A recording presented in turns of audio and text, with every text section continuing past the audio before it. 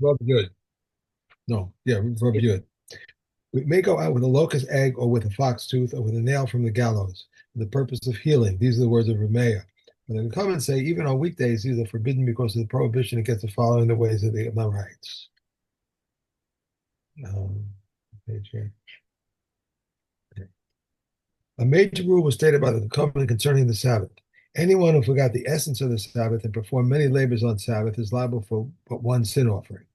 One who knew the essence of Shabbos and performed many labors on many Shabbos is liable for every Shabbos. One who knew that it is Shabbos and performed many labors on many Shabbos is liable for every primary category of labor. One who knew that it is Sabbath and performed many labors of one category of labor is liable for but one sin offering. And the primary labors are 40 minus 1, sowing, plowing, reaping, gathering together, threshing, winnowing, sorting, grinding, sifting, kneading, and baking, shearing wool, whitening it, combing it, dyeing it, spinning, mounting the warp, setting two heddles, weaving two threads, removing two threads, tying a knot or untying a knot, and sewing two stitches and tearing in order to sew two stitches, trapping a deer, slaughtering it, skinning it, salting it, tanning its hide, smoothing it, cutting it, writing two letters or erasing in order to write them two letters, building and demolishing, extinguishing and kindling, striking the final blow, and transferring objects from one domain to another domain. These are the primary labors, 40 minus 1. Okay. Okay, עוד כלל אחר אמרו. So another general rule, כל הקשר להצניע. So now we're this general rule is actually a very it's very specific in its scope. The first general rule we gave at the beginning of the parak was for the whole of Shabbos. This is now specifically talking about carrying in the Rosh Hashanah. So it's a general rule about a specific malacha. And your general rule is that כל הקשה להצניע ומצניעין כמוהו והוציאו בשבס חייב עליו חטא. So anything, basically, I'm not going to translate it exactly, but basically anything that people consider worth keeping, that has a significance in itself, and in general, people think, yeah, this is a chashuva thing, and a person takes it out into the Rishos Harabim, he's chayav. Okay. However, anything that's insignificant as far as the olam is concerned. Okay. And somebody actually took this thing out on Shabbos is Eino Chayev Ela Hamatzniyo. The only person who would be chayav on such a thing is the unique individual who thinks that this thing is significant. Okay. So previously I've given the example of pocket lint, right? Pocket lint is it's loose stuff that's lying around in your pockets, and it's just not it's not worth talking about. It's nobody considers it a thing that you would keep. You just toss it away or whatever. It's worth nothing. And so if you walk around with pocket lint in your pockets, there's nothing wrong with that. You can go out into the street with that. Although it's probably a better idea, just to clean out your pockets as a matter of habit on Shabbos. Right. But nonetheless, it's not there. But let's say you've got this one Michiganer who's got pocket lint collections, and he makes sculptures out of pocket lint, and he gathers together all of the pocket lint he can because he's this weird artist who takes bits of pocket lint and glues them together to make sculptures. And he goes out into the street carrying a piece of pocket lint. He's chayav. Right. Yeah, for sure. Because he Sure. considered it chashuv, but nobody else is. Okay. What do they consider? I often think about this, but then I let it go all the time. When you go to the cleaners and you get your suit back, or Yeah. you get your pants back, right, and they have it stapled on. The label on there. Yeah. So that label and this was Ma'aseh Shahaya by me actually once. I was somewhere in Chutz La'aretz where they didn't have an Eruv, and I was walking around and I was playing with my tie, and then I saw my tie had a little label on it from the dry cleaner. Right. So I had to stop and and detach that. I had to detach that label and leave it on a makom patur. Find a little post Right. that's Right. Right. Right. that's more than 10 Yeah. times. Right, so that's yeah, that's considered a masor. It's chashuv because it's a label. It gives a way of identifying Right, the right. time that it's mine, and so that you I know, usually take them off. I usually take them off just as maybe some OCD. So I take, I figured no, it's also because I know it's like reminds me of carrying something. Not yeah. okay. All right, so now having given the klal, the Mishnah then proceeds into several examples of things that are considered what's considered chashuv legabe carrying in the street. Okay. Motzi tevin. So if you're taking out straw, straw is only useful kimlo pi para, in something that is a mouthful for a cow because that's what we feed to cows is straw, Mhm. and if it's enough that we can give a cow a mouthful of food, that's chashuv. Atzah, I think they said pea stalks in my translation. Um, Bean straw, right? Bean straw. okay, so that is fed to camels. So that's, I assume, bigger than what you'd give to a cow. So it's malok pi gamal. Um, Mm. the Amir, Amir is the straw from shibolim. Straw, straws Um, of ears of grain. Straws of ears of grain. yeah. Kimlo pi taleh, that's fed to a lamb. So it's a smaller amount over there that you're giving to the sheep, to the lamb rather. Okay. Yeah. Savim kimlo pigadi and grasses, soft grasses, is sort of the mouthful for a goat. Ale shum v'ale betzalim, leaves of garlic and onions. Depends whether they're fresh or dry. Lachim higogeres. If they're fresh, then it's the measure of a dried fig. Yivashim kimlo pigadi, and if they're dry, then it's a mouthful for a goat. The ein mitztarfim zemze, and these quantities, if you have different types mixed together, they don't join together mipnei shelo shavu b'shiorein, because their shiur is different.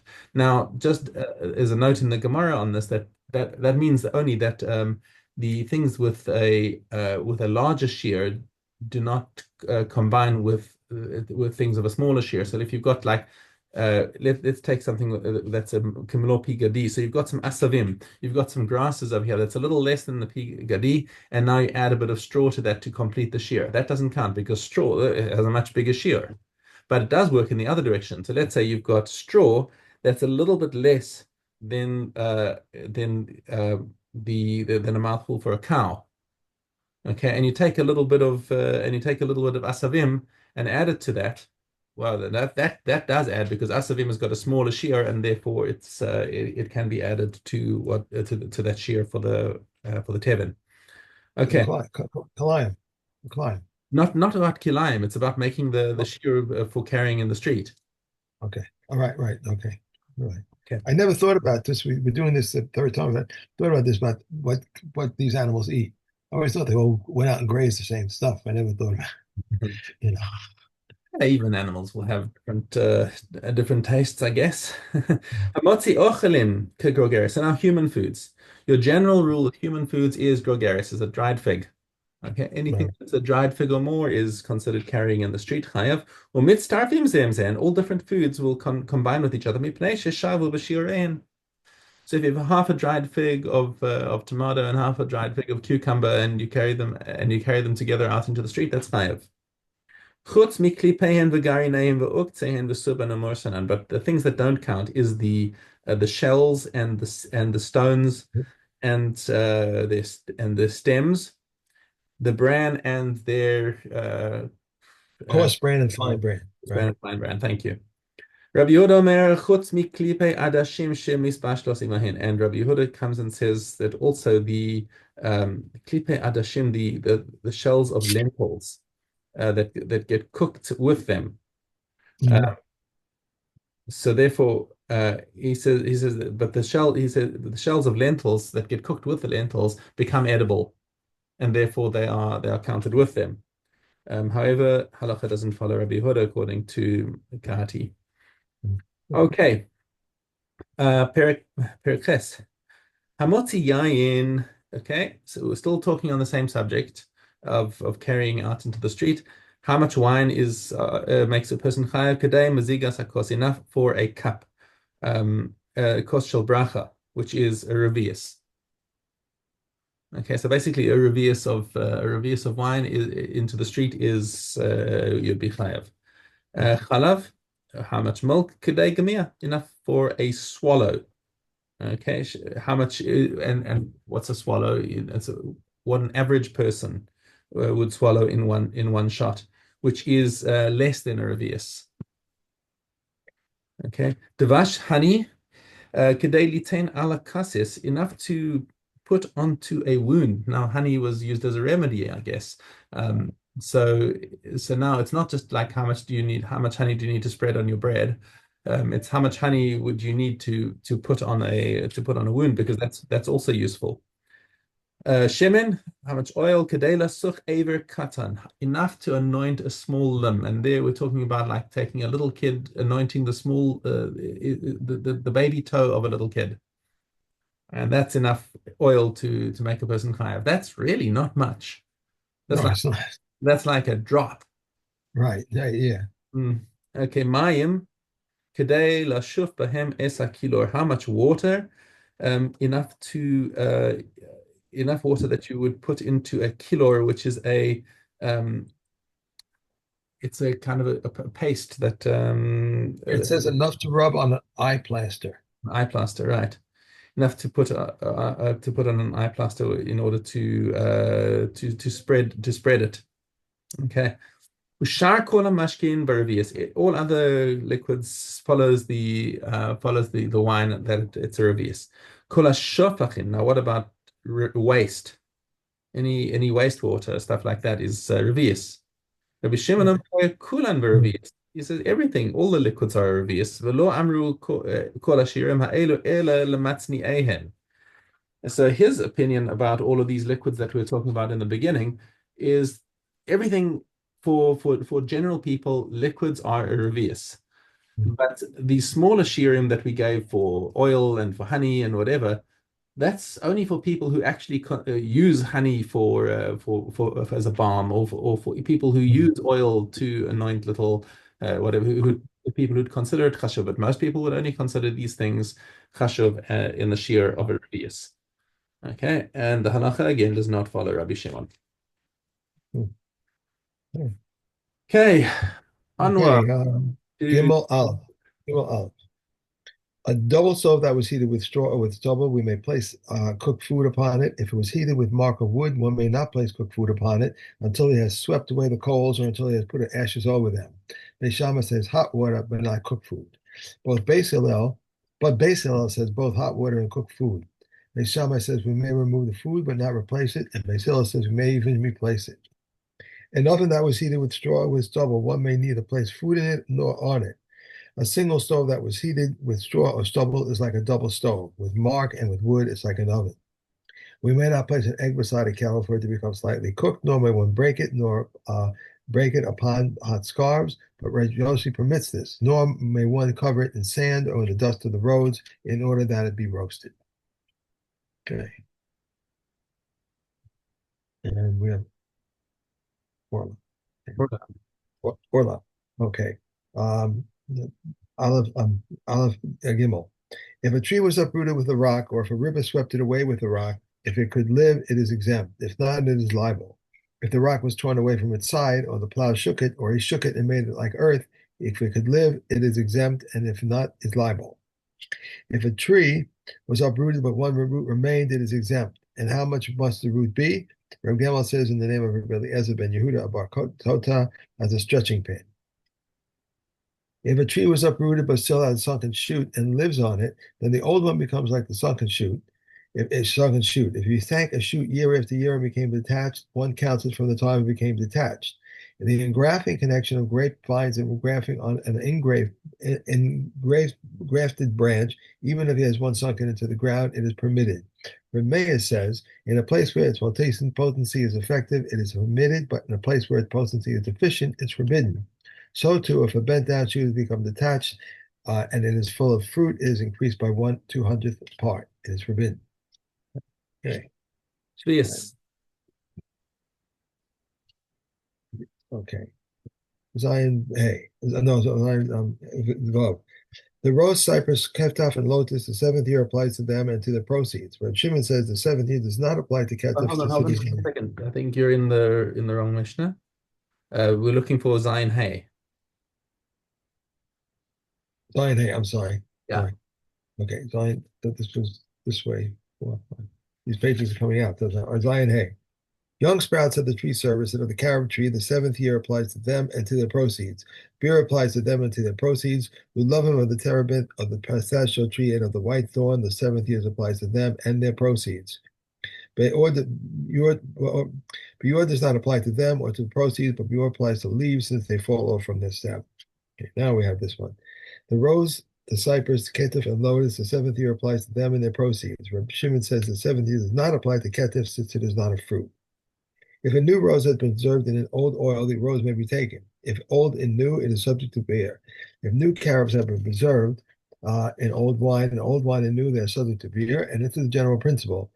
If it imparts flavor, and there are two kinds, it is subject to beer, but when of the same kind, whatever the quantity, the seventh year renders forbidden whatever the quantity, or if of the same kind, but of different kinds, it is impart flavors. Okay. Hey. Taros. Olive Zion. Slices of dough that cleave to one another or loaves that cleave to one another, if one of them was contaminated by a sheretz, they are all starting level. And if they then came apart, they're all starting level. If they contracted tumor from liquids, they are all sheni. If they came apart, they are all sheni. If they contracted tumor from unwashed hands, they are shlishi. And if they became apart, they are all shlishi. If a slice of dough was starting level, and one attached others to it, all of them are starting level. If they separated, it is starting level, and all the rest of them are sheni. If it was a sheni and they attached others to it, they are all sheni. If they separated, it is sheni, all the rest of them are shlishi. If it was a shlishi and he attached others to it, it is a shlishi, and all of them are tahor, whether they separated or they did not separate. Consecrated loaves that have sacred water in their cavities, if one of them was contaminated by a sheretz, they're all tameh. With truma, it contaminates two and disqualifies one. Between them, there is a liquid that can moisten. Even with truma, all is tameh. Okay. Yeah. Okay, Zavachim. Zavachim, Yud Dad Yud. These are the offerings that must be at the tabernacle. Offerings that were consecrated for the tabernacle. Communal sacrifices must be offered at the tabernacle, while an individual's offered may be offered at a minor bama. An individual's offerings which are consecrated for the tabernacle must be offered at the tabernacle, but if he offered them at a minor bama, he is not liable. What is the difference between a private bama and a communal bama? Leaning, slaughter in the north, application of the blood all around the altar, tenufa, and bringing near. Rabbi Yehuda says mincha offerings are not brought at a bama, and kahuna, sacred vessels with sacred vessels, a pleasing aroma, a separation regarding blood and washing the hands and feet. But the disqualification due to the time, intent, nosa, and tummy are the same for both. Menachos.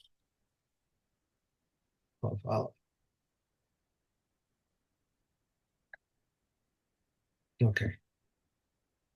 Aleph. All mincha offerings whose mitzvah was performed for the sake of a designation other than their own are valid, but they are not credited to the owner as fulfillment of his obligations, except for the sinner's mincha offering and the jealousy mincha offering. If one performed kamitza at the sinner's mincha offering or the jealousy mincha offering for the sake of a designation other than their own, or he placed them in a vessel or carried them or burnt them on the altar for a designation other than their own, or for their own designation and a designation other than their own, or for a designation other than their own as well as their own designation, they are invalid. What is an example for their own designation and a designation other than their own?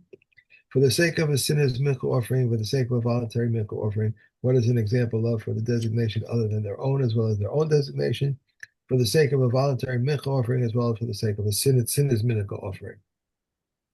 The sinner's mincha offering, as well as any other mincha offering, whose mitzvah was performed by a non-kohen, or an onan, or a tevel yom, or who locks vestments, or who locks atonement, or whose hands and feet have not been washed, or was uncircumcised, or is tameh, or is sitting, or standing upon utensils, or an animal, or his colleague's feet, it is invalid. If one performed mitzvah with the left hand, he is invalidated. Ben Becerra says he should replace it and perform mitzvah again with the right hand.